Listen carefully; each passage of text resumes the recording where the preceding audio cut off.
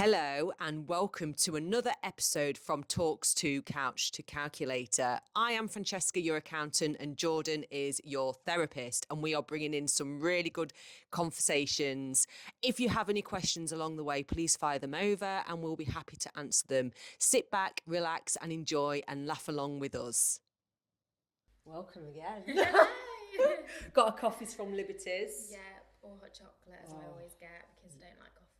I can't believe it. The people that don't like coffee worry me. I actually tried to force myself 2 years ago. Do you remember? Yeah, because we get you a sweet one, like a cold one or something. Yeah, but the problem was at that time, different provider, sorry Liberty. Yeah. But I only liked the Beyond coffee. So I'd go to Starbucks, They I'd go actually use somewhere the same else. beans. Yeah, so like, yeah. Yeah. But at that In time, your obviously, head. Liberties didn't exist. Yes. Do you know what I mean? Yes. So when I started trying to force myself to like coffee, I found like, yeah, I liked it there with coconut milk, syrup. And then I'd go elsewhere and it was too bitter. Yeah, like, Costa is. And then I just thought, and then I had 2 in a row one day, got like the worst palpitations and a headache, and was like, what am I doing? Why am I trying to force myself to like something that actually really in the grand scheme of things isn't that good for you? No, I know, and I've So I done just lots. thought, I've done research on this. I'm giving it up. Yeah, so when you say that, So I've abandoned it. Yeah, Costa coffee does that to me. If I hit the wrong day, or there's something going on in their coffee beans, or the way they cook it, I don't know what you want to call it, it made me funny all day. Yeah.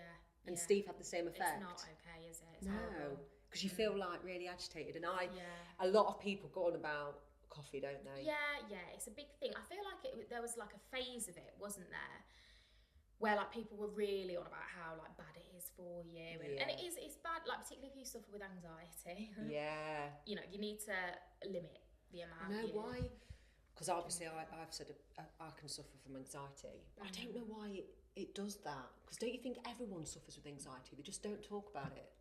Do you know what? I think that's a really, really hard question. I think when you're a person that suffers with anxiety, as we do, it's hard to imagine that people operate differently. And I think this is why it's so easy, like particularly for people who have generalised anxiety disorder, which is like characterised by excessive worry about like everything, right? So people often get branded like, oh, they're just a worrier, they're a whittler, as if it's a personality trait, and it's not. It's a clinical problem, but it's so easily dismissed because the person as well. So often, a lot of my clients with GAD will present generalized anxiety disorder will present like well into their like 30s, like 40s, 50s, even 60s and 70s, because they've just thought like that's just who they are as a person, and that everyone worries, right? So there's this assumption. Honestly. Oh, it must be the same for everyone. This is really hard. It's not very nice, but it's the same for everyone. And usually there's some sort of like critical incident, or they might actually start vocalising like, oh, do you not worry about that? Or someone might say to them like, you are always whittling or catastrophising, thinking the worst, you know? Right, this is interesting. Let me just share something, right? Business owners tend to have a quirk about them. So, for example, personality traits, as in, that's not a personality trait, obviously, but you assume that it is the anxiety, the worry, the overthinking. And I wish more business owners and employees or managers in businesses would open up a little bit more to their employees, because it comes across as weak. Well, it's not, there's that. And also, it can explain a lot to your employees sometimes, because if we're talking about GAD again, then how that can manifest is like looking like a control freak, an over planner, a perfectionist. That's sometimes what it can look like. So because GAD is often the way that people cope with that is to over control, overcompensate. Well, I've seen that employees with like controlling or complete avoidance and procrastination. I've seen that.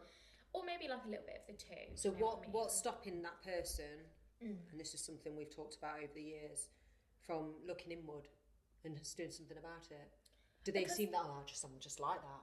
Yeah, and it's just become habitual, right? There's a lot of reasons for it, but it just becomes habitual. So they just think it's normal. It's their normal. It's just how they operate.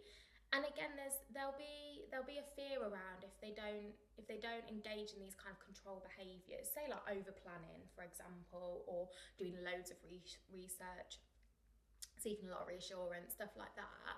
They don't engage in these behaviours, then there will be like a feared catastrophe often. Like, you know, like, well, my business will go to shit, or like, if I don't do these things, I'll fail, or whatever it might be, you know, or the niff-naff and trivia, like the worries that seem very trivial, they'll materialise, and that'll be bad, you know, in some way for them. It can be like quite personal, but they're like overarching themes, essentially. So why do people not look inward? Like, probably because they've operated that way for a very long time, and they don't fully realise that there's an alternative where you can still get the same outcome. So this is the thing with business owners that I was going to say, it can become a bit of a vicious cycle, can't it? Because, and it holds them back. Yeah, well, you get a business owner, don't you, that, like, you know, naturally you kind of like striving for maybe like high standards, or you're a bit of a workaholic. And this isn't for everyone, obviously it's not everyone, don't get me wrong, but you can see these traits in people.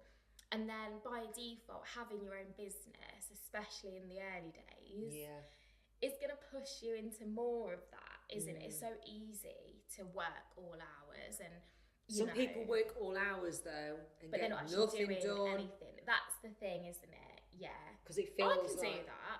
Like, if and people say this, don't they? Like, if you've got 30 minutes to do a task, you can often do that task in 30 minutes. If you've got all day, you can stretch it all day, can't you? Because you think, my god, so this is interesting.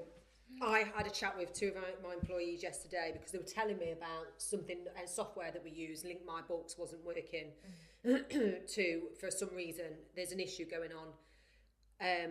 And they just said they spent a couple of hours on it, on Teams together. And I picked up straight away. I said, how come you both of us on Teams together doing it for 2 hours? Oh, yeah, I know. I said, you could have done something out. One of you could have just done it. And I'd laugh and joke. And I said it half-heartedly because I get it. And it's when you're on Teams trying to train, it's hard. I get that.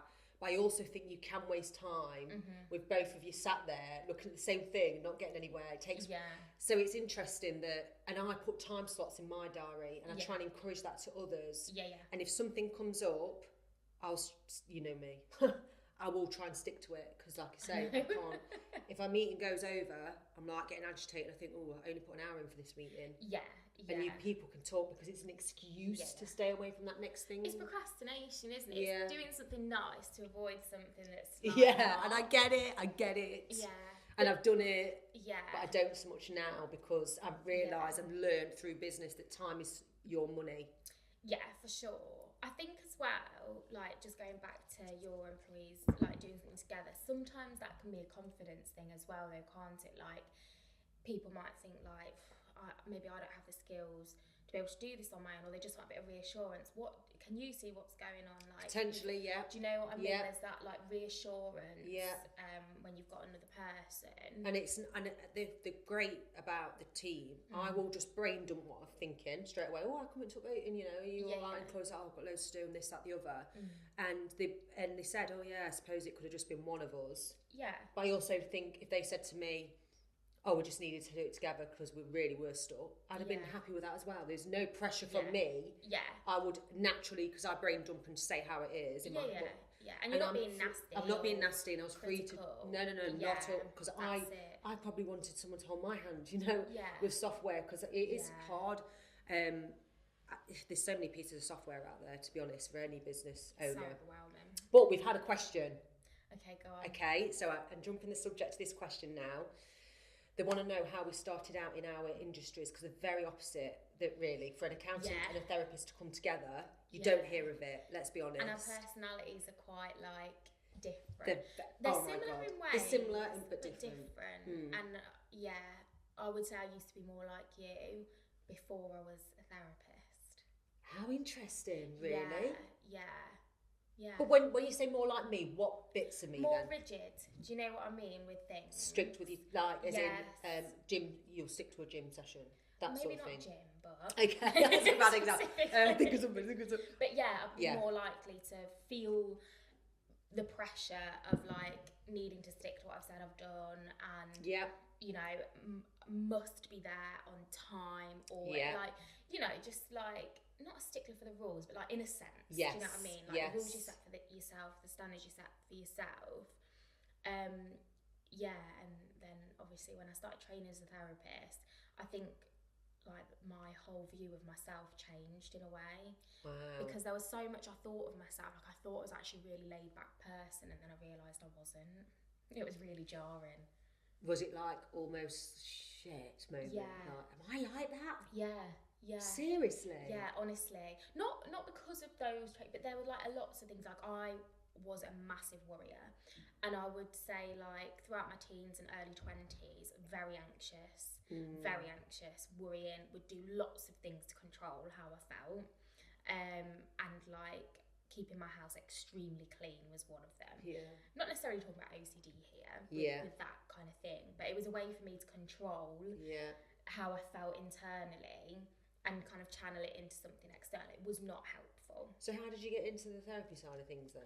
How did I get into it? So basically, when I was at college, I needed a job in Lincoln, where I was at college, doing my A-levels. And really, the only jobs that were around, I was travelling to Skegness at the time, which is near where I was from, because I had a part-time job at Morrison's when I was at college. And I couldn't get a transfer into Lincoln. So one of my housemates' girlfriends was like, oh, I'm a home carer, why don't you try that? And I was like, no. What, as in a carer for the elderly? Yeah. I'm sorry, I couldn't do it. And honestly, that's what my family said to me at the time. They were like, you're going to hate that. And I was like, well, I haven't even tried it yet. And that could have put me off. Do you know what I mean? That could have been that, couldn't it? Then? Yeah. So I thought, well, I've got nothing to lose. If I hate it, I just won't do it anymore. Like, do you know what I mean? It wasn't my career or whatever. So I tried it and I actually loved it. And I love just like going in, like chatting to the old people. Like, obviously you have to do like the personal care element and stuff like that, but I just loved the people part of it. What do you mean by personal care? How personal was this? Well, yeah, you have to like help people wash and dress. Oh, you did all that? Yeah. I never knew that. Yeah, so then what I decided from there, well, the natural thing for me to do next is like do nursing, right? Be a nurse. So how old are you now then? What then? Yeah. I had like a bit of a year dilly-dallying around, so I went back to college. But I was probably like 18. Yeah, at this point.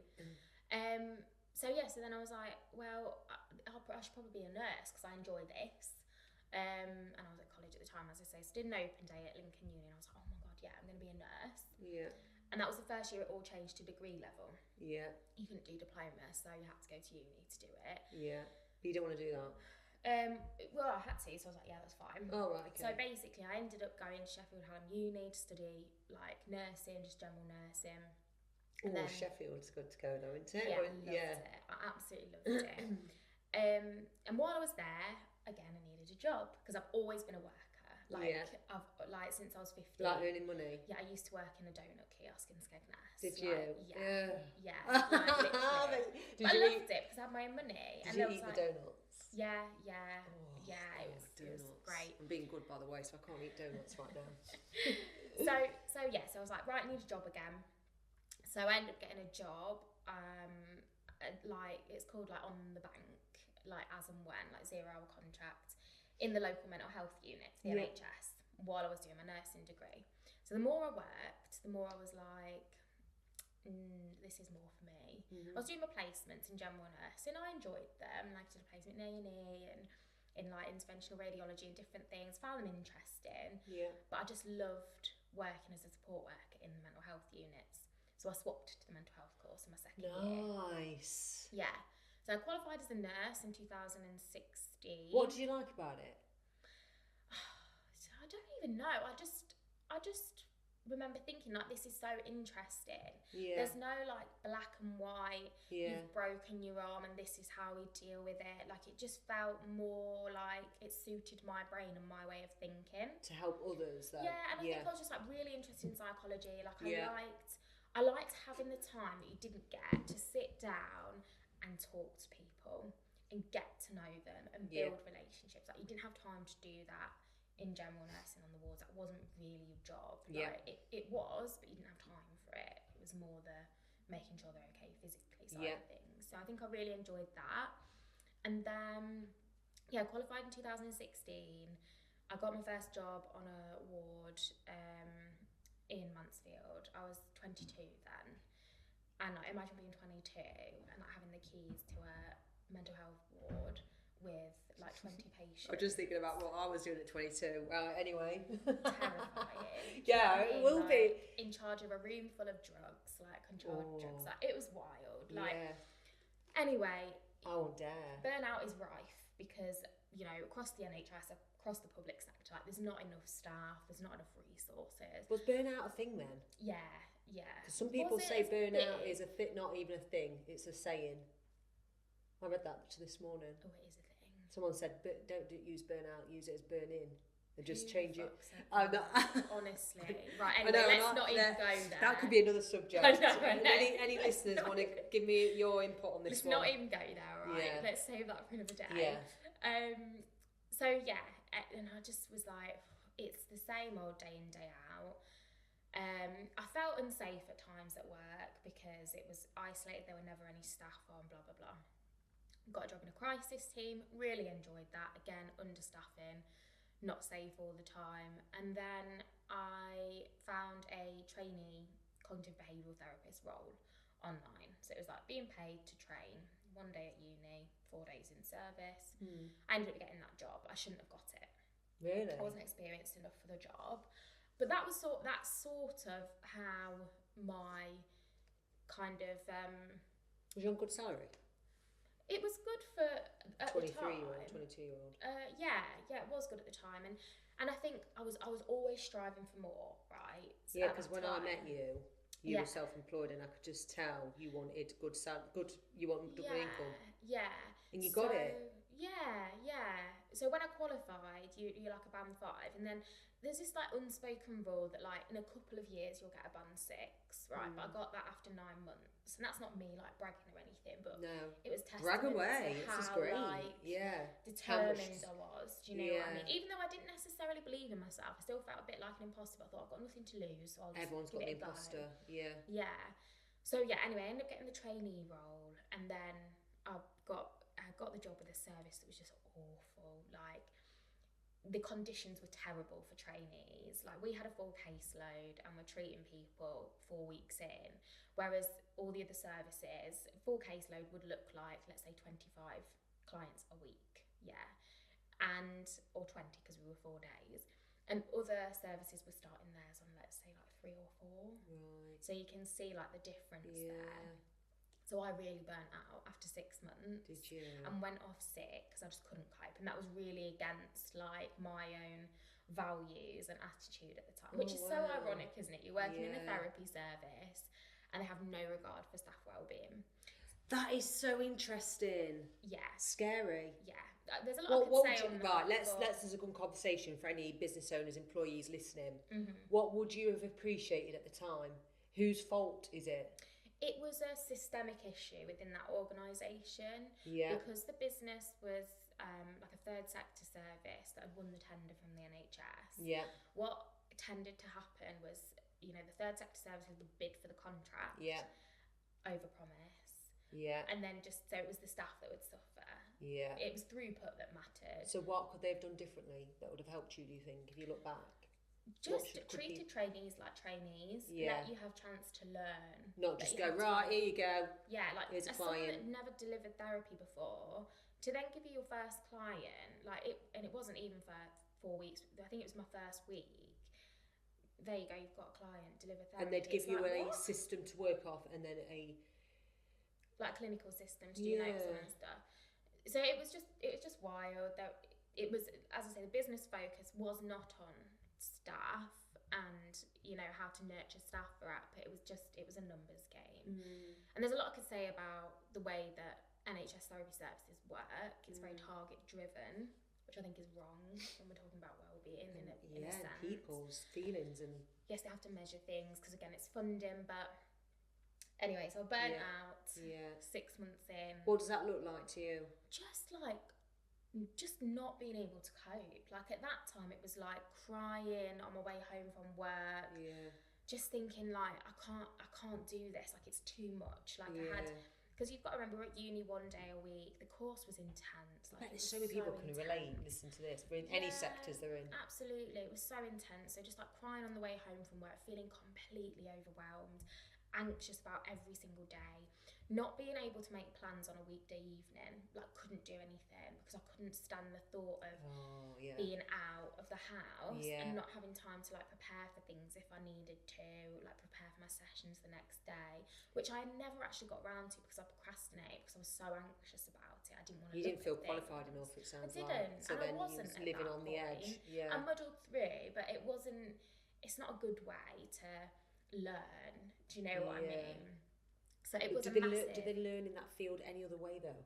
Is this a normal thing for anyone starting out? As I say, it was the sheer volume of people you'd see in a day. Like, it was 5 clients a day in the diary, which is 5 full hours. But then you're the prep work. And then you have like prep work. You've got your uni work, like you know, because you're studying a postgrad diploma on at the same time, learning how to deliver therapy.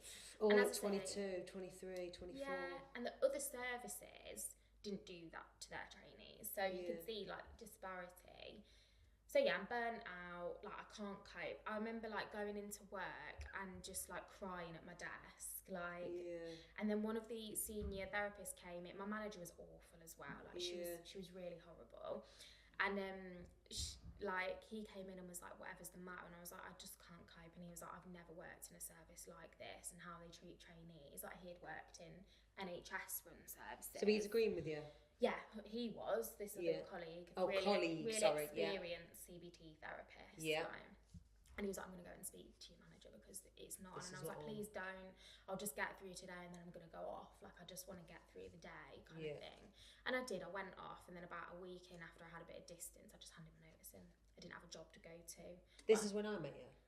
No, I haven't met you by this point. This is where you employed by the M. I won't say the word, begins with an M.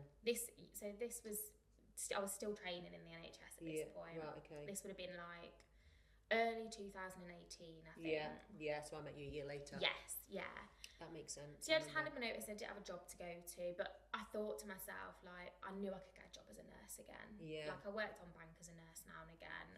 And they're crying out to pay my bills and stuff. I didn't want to do that because I really liked the training and stuff, but I just thought, I can't do it. It wasn't even me being like kind to myself or anything. Like, my brain and body were like, you're fucked. Yeah. Like, get out of it. Yeah. But then I had some really nice peers on the course, and one of them was like, reach out to our service manager, they'll probably take you on. And they did, and it was a much better experience. But still, I got to the end of my training. The NHS wasn't for me. I didn't like the model.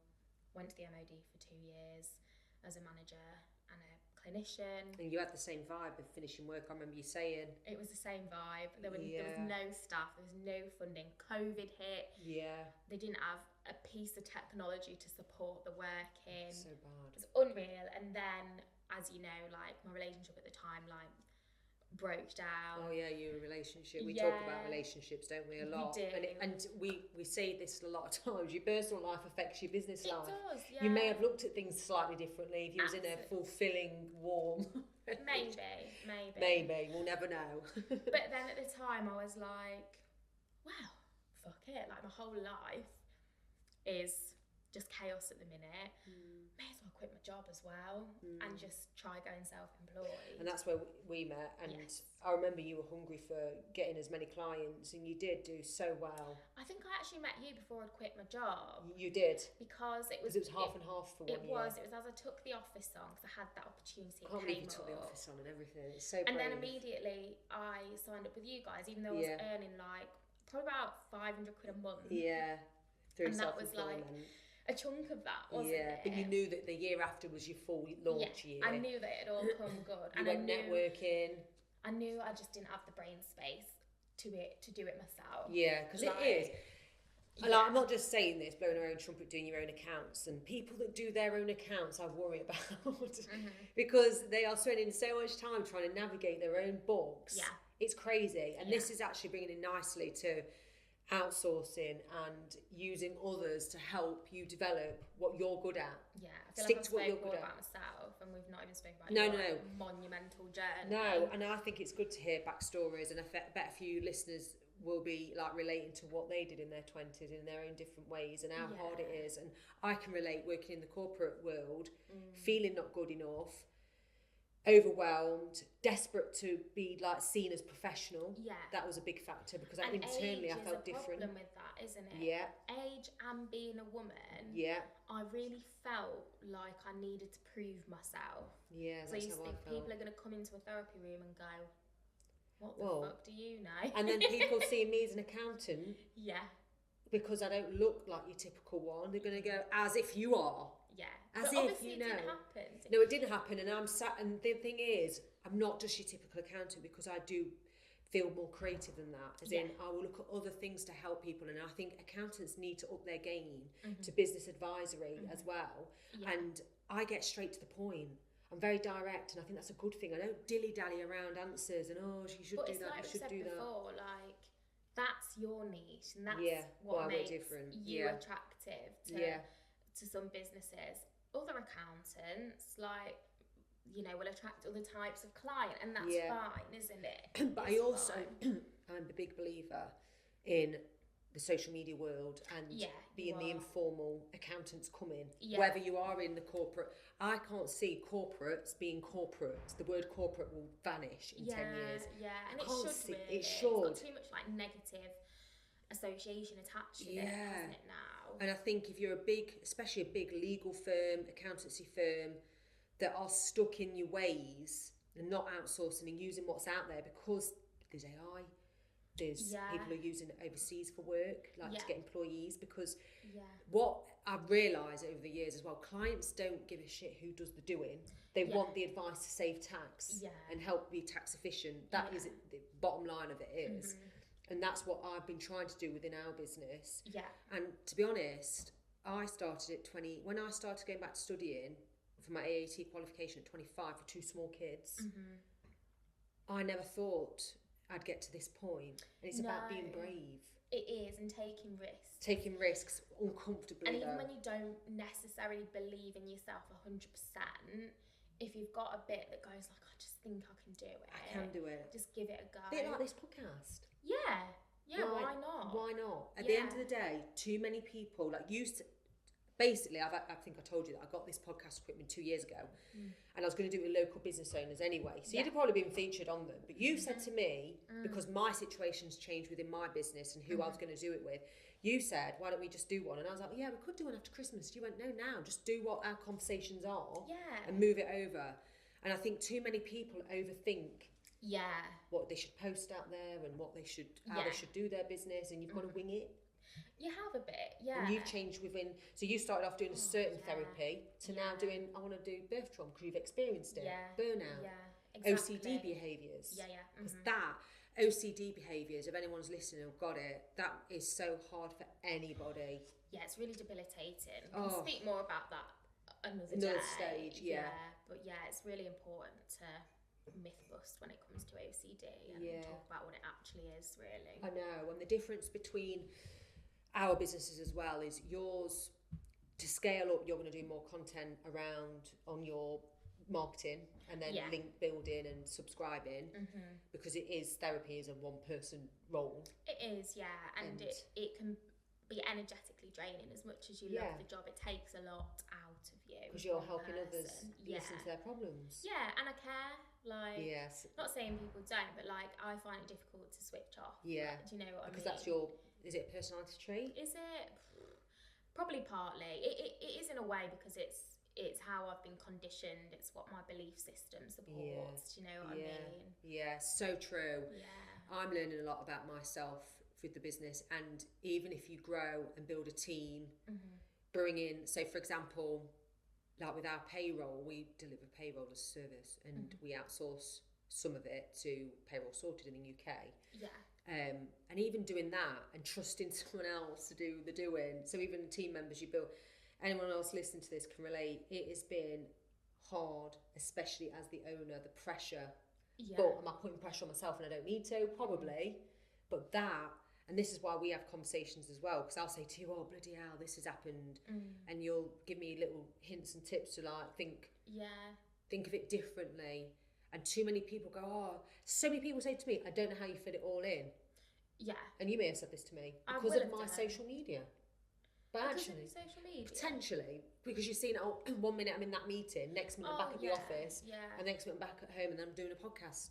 But actually, so many people can do more than they think, but don't believe everything you see on social media either. Yeah, 100%. 100%. I struggle with this, especially at the minute as well, because part of me wants to kind of like sort of like abandon like hustle culture. I'm not saying that's what it is, but like part of me wants to slow down in this like season of my life so I can enjoy Being a my mum. daughter.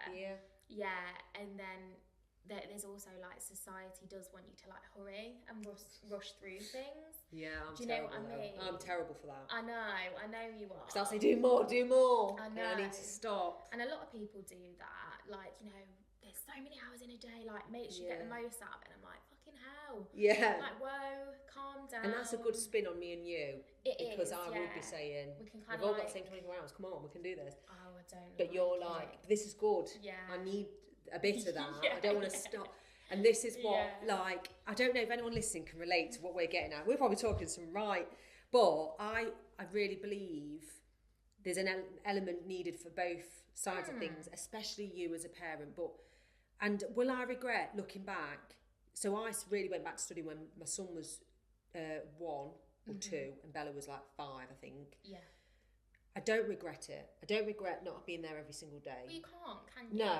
And it's what's I don't miss the worked school for runs. you. I don't regret this. I don't think, oh God, they're only young ones. So my son is 15 and my daughter's coming up to 19. What the hell? Because I had them young. Yeah.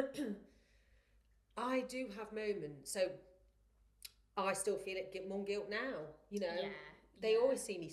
Sometimes they see me really stressed out. And they're probably thinking, why would you run your own business like that? But then they see they've got a nice house, nice car, nice things. Yeah. But I also realise that kids don't need necessarily those things. They don't. They want your attention. They do, yeah. Which I've not been great at for the last 6 years building Future Cloud, counting. But I then think, why should the men go out and do the business and things? Yeah, 100%.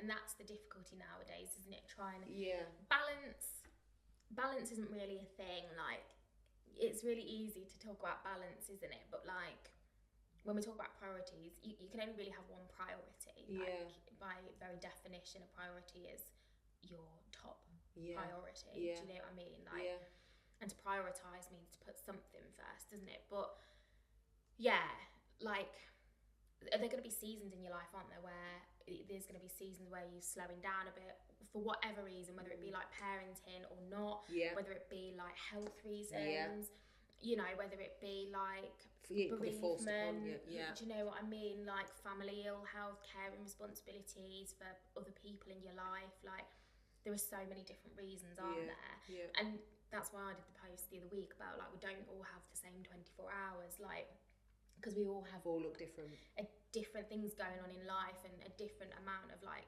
spare capacity, whether that be like mentally or physically or both. Do you know what I mean? Like, it looks a bit differently, but yeah, you can't regret it, because there's always going to be pros and cons, isn't there?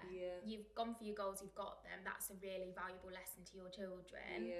For the stay-at-home mum, like, they're also teaching valuable lessons. It's nice for you know, kids to come home and their parents there, or to be picked up from school. Like, that's lovely as well. But like, there's no right or wrong way to do it. As long as your kids are loved and looked after, like. I thought so. I was always brought up that the mum stays, that the kids mum stays at home, and the father goes out and works. And to be honest, when I had Isabella, I thought that would be my role. You know, the guy I was with, he's earned decent money, went away working every week, and basically told me I'd never amount to anything anyway. You know, when you split up and you're claiming benefits, and he's saying, well, you're just going to be a benefit scrounger all your life, sort of thing. Oh no. And I thought, whoa.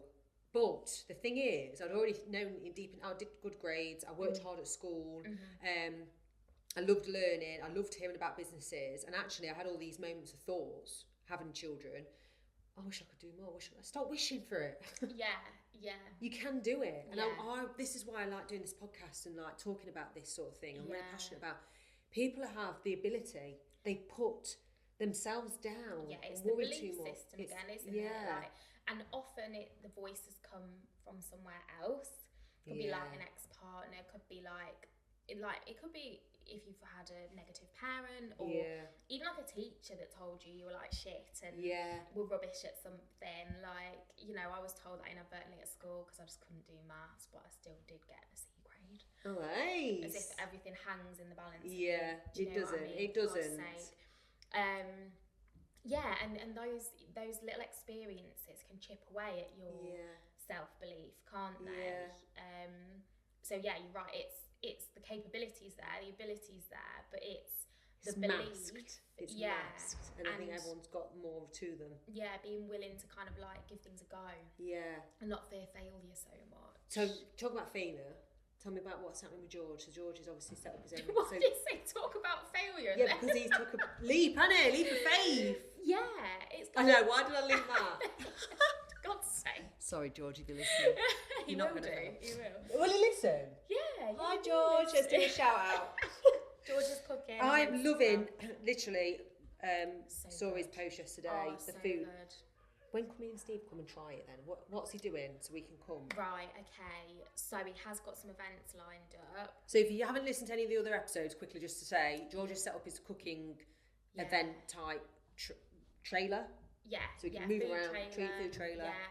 Offering bespoke menus for private hire. Oh, I love how you said that, bespoke. Yeah, bespoke menus. I say bespoke. No, I don't. What do I say? I don't know. Bespoke. God, I thought I was like the common one. Well, I mean, you are. What? Bespoke. Yeah. You know, you're talking about like people that give you a complex. That's Here me. we are, and your friends picking up on how you say the word. Please drop in the comments how you say bespoke. I do it to Steve all the time. Right, listen, right. Oh, God. If Steve's on a video, all of a sudden, sometimes he can turn American. And I'm like, why are you saying that? Honestly, but that's how he says it. And then I hear all the people in the UK speaking like that. And I think, well, actually, maybe it's a thing. What word does he... I've never noticed that. Yeah, you'll be like, better. I can't, better. Better. Yeah, and I go better. Say that, but I didn't like... No, I don't, this is I'm naughty. Because I pick up on it. I do this to George, and he'll say to me, is there anything else you want to say? And I'm like, yeah, anyway. Does anyone else take the mic? I do it I don't mean harm. I do it because I take the piss. I know, yeah, we do. Like, it's funny. It is what funny. mood you're in, though, doesn't it? Because sometimes they're like, fuck off, we can't take it. Yeah, it's a certain time of day. Yeah. But yeah, anyway, George is cooking. So he's finishing his job at the end of next month. He's helped them find a new chef. Oh, that's really kind. I know. Who is it? Who's the new chef? I can't remember his name, but someone that is like, you know, well trained. Yeah, nice. So that'll be good. Yeah. But yeah, so we've obviously been like posting lots of things on George's socials. Do you run it? No, I was going to say he's that actually been makes doing a more lot, sense. putting a lot of the videos together. I might do some of the captions and stuff, and a bit of the Canva. But his cousin did all the templates and stuff. Like, she's got a business, Rebel Bite. I saw that yesterday. Yeah. Rebel Bite. Yeah, Rebel Bite. Are they doing it as a husband and wife business? No, it's just hers. Victoria. Oh, yeah. nice. So have a look on Instagram, Rebel Bite. Yeah. She did an amazing job with George's, and his is a case study, so you can have a look at that. Yeah. But yeah, he's got some events booked in. Like, we've been nipping out to look at pictures and meet people and stuff. So probably like the first local event he's gonna do is Collingham Community Centre. Yeah. So he's gonna do a pop-up there. Yeah. Send me the dates of these things. Oh my god, I will, and we'll put it on the Instagram as well. And we want to hear how George is doing. So George is fresh in business, and I think it'd be good to share. He's already got so much interest, and like in the first couple of days, like the interest in like his post was amazing. But he's not just got that from he's got that from a bit of a backstory. He's built his reputation, and that is key. So anybody listening and thinks, I want to do my own business, blah blah blah. Get networking, get meeting people now. I did that when I was at Duncan and Topless for years. I was networking, doing all the hard things. I don't think necessarily you need to go face-to-face networking. You can do a social network and just get out there, personal brand, or whatever you want to call it. That's what I've done, yeah. Yeah, and definitely. And George is going to be great. I know. I can't remember. It was literally yesterday, but it's like the 7th or 8th of November. Oh, right, I can't remember. It'll be on his Instagram. George is cooking, and he's going to do a pop-up. So you can, they're doing this there with like different food vendors. I know what you can do. Oh. Here I go. I'm obsessed with Joe Wicks. Right? Oh, I know. He's great. Why don't you just inbox Joe Wicks saying, because Joe is obsessed with food. Really? Yeah. Just inbox him and say, I'm a brand new business. I know this is really random, but if you need me for any events that you know about or come to your house for an event, I'd be open to that. I know this is really cheeky, and I reckon just do it and tell it. Right. Will he do it? And then for next, I'll do it. Next week, because I remember messaging Joe a few times and he replies. Yeah, I and know, he admits, he does it all himself. He does it all himself. I watched his documentary. Yeah. And he's genuine. I know. I can believe that he does. I'm going to meet him one day. Yeah. So you heard it here first. I inboxed him to come on live with me, right? Yeah. And he did actually decline it, saying he's got loads on at the minute. Yeah. And I thought to myself, right, I'm going to reach out again, but I never did because you just feel cringy, don't you? But doesn't matter. You got nothing to lose, have you? So okay, yeah. And then I'm coming to that event with Joe Wicks. Anyway. So he's doing a pop up there. I think it'll be a sharing plate menu. Nice. If you saw that. Yeah. It's amazing. So nice. Yeah. Really good. The meatballs. Meatballs, mac and cheese. Halloumi fries, birria spring rolls, like beef spring rolls with cheese in. Hungry. Amazing. Too early for this. Like so good. Yeah. Loads of really nice food. Have a look.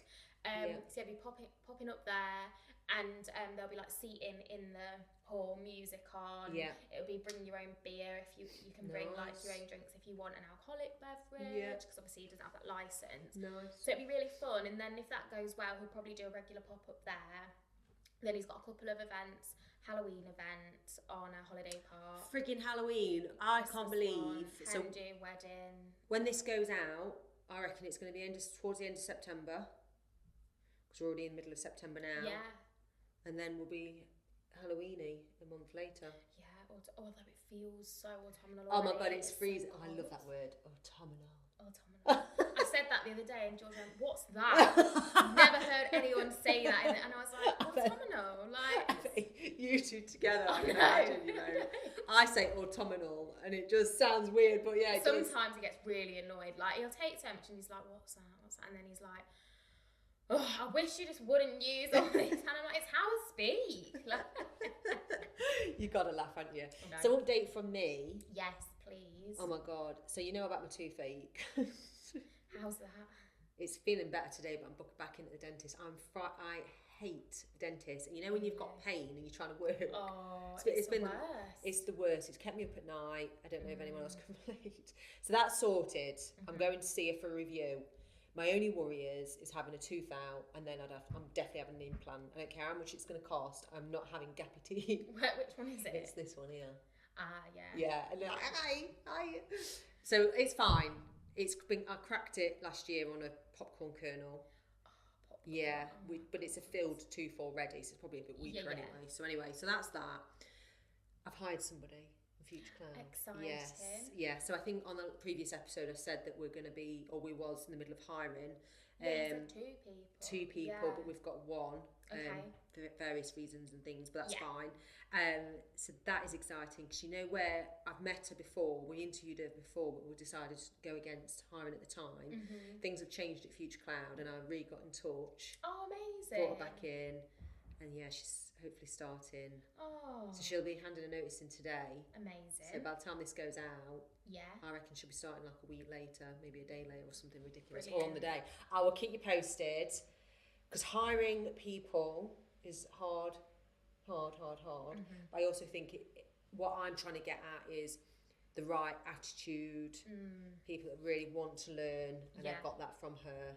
And then we'll hire again because we're changing all our internal software as well. Right. So if anyone in business is doing that, and I bet you've learned, you can't I just did it. you can't just set up a software. You've got to have software. I was going to do it all in my head at the beginning and go, why do we need software? I remember saying we've only got a couple of clients.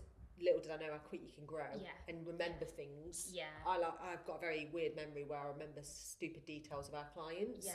But actually that makes it more personable then. So that's a good thing in a way, but I'm not going to remember the details of like tax due and all this stuff, the other in my head. So good move there. But when you grow, you've got to look at redoing everything again. Yeah. Like more people growing and changing. Better softwares out there. Yeah. And the way that the future of, what do you think the future of AI is going to be look like? God, I know it's a really I don't even know. So I'm looking into it a lot more. It's amazing, isn't it? And I think like some people are a bit scared by it, and I can understand in some ways. What jobs do you think will go? Well, I think some of the like marketing things are at risk. Do you think so? Like what? I think copywriting. So. Yeah. And like social media management and bits. What? Because people can do it themselves with the help of AI. This is the thing, isn't it? Because I say that tentatively because it's like anything. It's like therapy. Yeah. It's like personal training. Yeah. You can read a self-help book. You can go in the gym off your own back and get a program. Yeah. We still like to have our hands held through the process. Accountability. The accountability and the guidance that is tailored to you. Yeah. Can AI do that? Oh, I don't know. You still got to learn to use it well too. Yes, and I'm going to be embracing it more and more. Yeah. But what we're doing next year was using I can't wait to share the software we're using. But the worry is, and that's for anyone listening, that you're scared to pay more. Yeah, like, is it a good investment? Is it a good investment? Or invest in someone or an outsourcing solution that can revamp your internal operations and paying someone else to do it so you don't have to worry about it. I do believe in these things for sure, because in time, the money comes back around. Yeah. So many people are just scared to make that leap, me included, but I'm doing it. Yeah. So I'm paying more for this software. Yeah. And I'm looking at our payroll and how we do manage this. And don't be afraid to change things, is my advice to anyone listening as well. Because if you really believe in your services and what you do, it will come back, won't it? And that is the key to just everything, is the belief. Yes. Like, you've just got to believe in what you're doing. Yes. And that's how you've built your business, in a different way. And gut vibes, and that sounds ridiculous. There will be people that always share your belief as well. And again, going back to like why we started this podcast, because we come away from our coffee chats, just like, I know I do, and I think you feel the same as well. Like, we just feel like better, energized, always take something away from it, and it's just us meeting for an hour for a coffee. So that's we're sharing. That's why we're launching on Monday as well. That's why I rejigged it, because I thought, why are we doing it on a Friday? Actually, hang on a minute. We need it at the start of a week, so people have got time in the week and an evening or whenever to listen to it. And even if they do decide on a weekend, just because I like to do mental health stuff on a weekend doesn't mean everyone else will want to. I know what you mean. And people, and I'm learning that I need to switch off. But my switch off is probably different, and it's okay to be someone else's switch off. Yeah, for everyone, like relaxing is different, and I think people can struggle, can't they? Because they think like relaxing has to be like sitting on the sofa reading a book, not doing anything. I love doing things like that. My relaxing is like, cozy vibes and whatnot. For some other people, it's being active, it's engaging in a hobby or a sport, or it's fine, like do whatever. And I think you did a post about this the other week, but whatever fills your cup, exactly, it's fine. And also, it doesn't have to be the same thing all the time. One day it might be going for a run, the next day it might be sitting and eating your body weight in food on the sofa, or just doing something mind numbing. You know what my guilty pleasure is? Love Island and Blind. Love is Blind. Why is it always dating programs? If anyone doesn't know this, right, I was obsessed with dating programs when I was single as well, obviously. I've always loved stuff like that, but it's intriguing, isn't it? I like watching real people get up to stuff. Does anyone else? Yeah, I love reality TV programs. Trash. But I do think nowadays, our reality TV programs, you just do have to take them with a pinch of salt. Love Island makes you think you're in a shit relationship. It does, and they can be like a bit toxic, so I'm like not 100% keen on like the messaging that they're putting out there. It's like bloody Disney. People, you fucking hell, We need to talk about that. What we're bringing up, we're talking about relationship building and in business as well, that will lead to business. But I also think we need to talk about getting marketing and sales, because I've got loads of sales on that, and we can talk about how you got your personal sales from your insurance sales. That would be interesting. But we have got a few more questions that I'll bring in for next one, and then we want some really juicy. Let's think of something juicy we can share now. What? Juicy gossip. Come on, give us something like. I can't just like overshare. Let's overshare something. I don't know what to imagine. Well, I shared about my toothache. That's so not over. Juicy gossip. Juicy I've got gossip. toothache. Yeah. No, what can we share that's juicy? Well, I think the juicy word is throwing me about because I feel like I try and be very honest and vulnerable a lot of the time. Tell us about a time this week then you've like had a really come on, tell us something that you've cringe at yourself. Like you had an argument. You had an argument with George. We want to hear about it. We're always bickering. We've got a 6-month-old baby. Let's bring a bit of Love Island in. Let me think what have me and Steve fell out. Me and Steve don't fall out though. We don't actually shout or anything like that. Yeah. We just go a bit like Mardy and a bit that awkward. We know something's going on here. Yeah. But we haven't had that. You know what? I think what is brilliant for women, if you've got a partner that you can just be yourself. Yeah.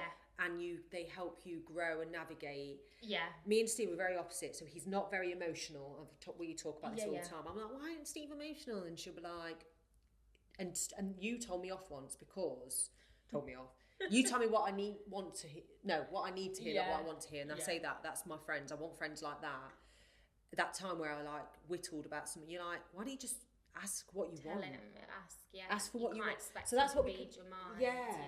And I think many women, maybe, ask what you need. Stop telling people what you don't want. Tell them what you do.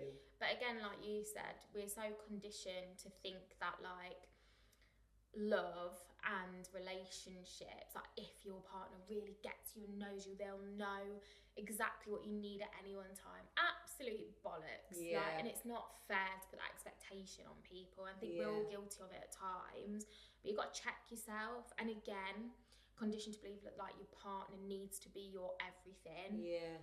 Bullshit again. That does not have to be the foundation of a successful relationship. No, and it takes frigging work. But it's so hard because we are so very like conditioned to by like media, films, gender roles, like cultural, societal kind of pressures and norms. Like there's a lot of shit. There's a lot.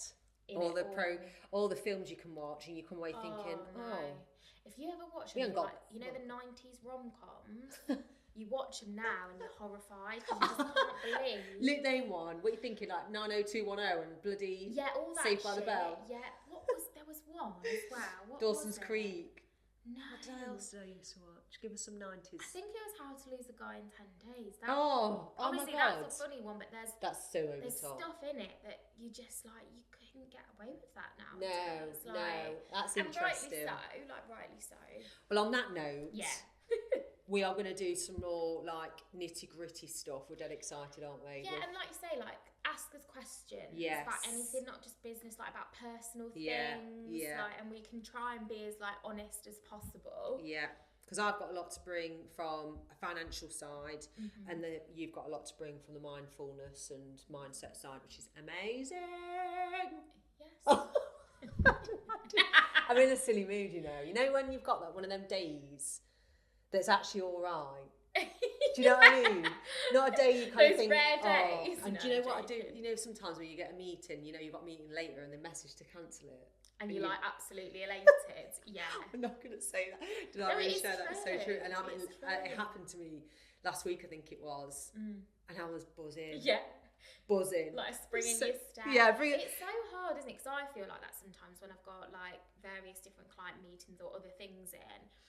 And I realise that I've got like an anxiety and a dread for the day. Yeah. Like either the night before or the morning. And then it's for no particular reason than like I'm time constrained. Yeah. And that sets me off because I'm like, got this to fit.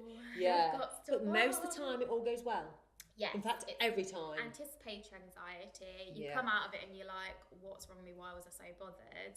And sometimes I do have to stand back and check myself and go, why are you anxious about that? And then I think about it and I think, like all my clients are lovely. Yeah. Like what's the matter? And again, it's that internal. It's nothing to do with the clients. Yeah. On yourself. Yeah. I'm like, well, I need to make sure I'm doing a good job and I help them. Like I need to be. Today's an extra important day. The best therapist ever. But yeah, it's that internal pressure. I get it. But anyway, thanks for listening as always. I hope this has helped and I hope you enjoyed listening to our nonsense at times. And see you next week. Yeah, same questions. Yes. Bye.